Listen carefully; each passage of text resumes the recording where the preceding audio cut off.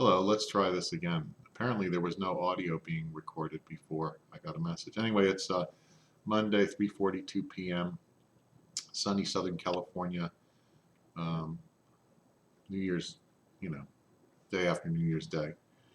It's like about almost 80 degrees out here. And anyway, if you hadn't already heard, we've had a rash of arson fires over the last 3 days in the city. About 50 of them. They caught the guy who was setting them. It's just remarkable, actually, that nobody was killed or injured. Frankly, it was just extensive property damage.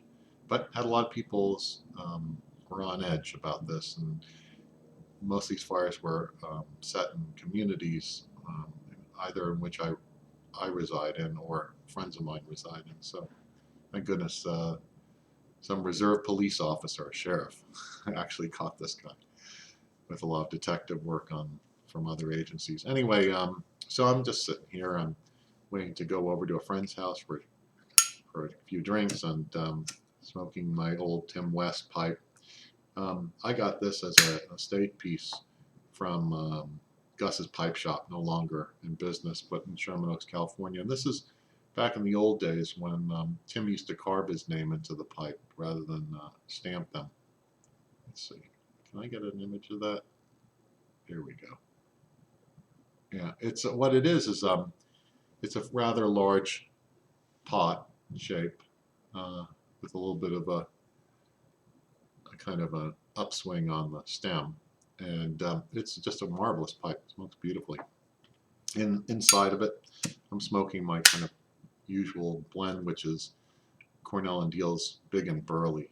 It's I try other tobaccos and I like them, but this is the thing that I come back to all the time. I smoke it every day, and I just can't imagine what I would replace it with, frankly, at this point. There are other things that are good, certainly.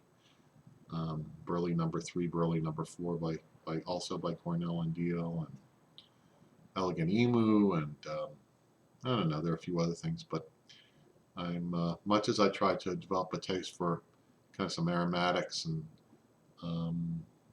that's just an occasional thing for me. And the English tobaccos that I used to really love, Dunhill, 965, and morning mixture and stuff like that. I just, I don't smoke them much anymore. Just become a huge Burley fan. I tried the over-the-counter Burleys like Ranger half and half, Prince Albert, and so forth. Just didn't care for them. I don't know why. Just didn't float my boat. But this does, and I know there's some lot of key in it, but there's just so little, really. I mean, I think you can kind of taste it.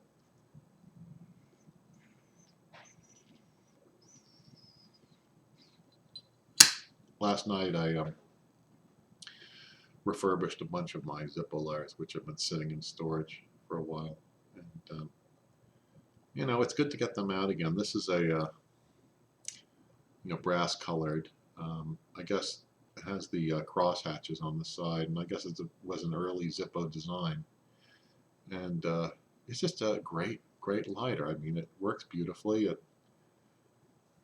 There's something very comforting about that little sound and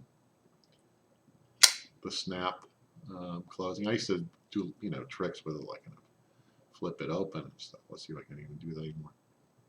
Yeah, still. But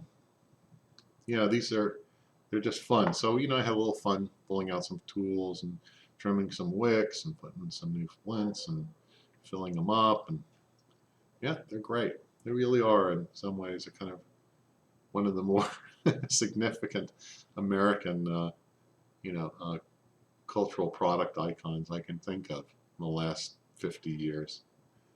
This one I probably bought about 12 years ago or something like that. I used to know how to read the dates on these things, but I've forgotten. Anyway, I watched a few YouTube videos today because I had the day off.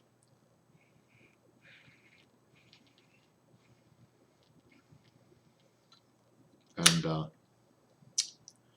see, mainly New Year's, greetings, Mr. Blink, and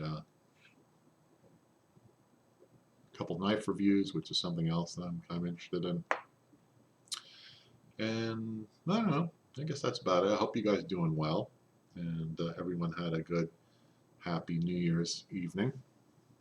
And take care of yourself, and I'll see you more in the 2012. Take care.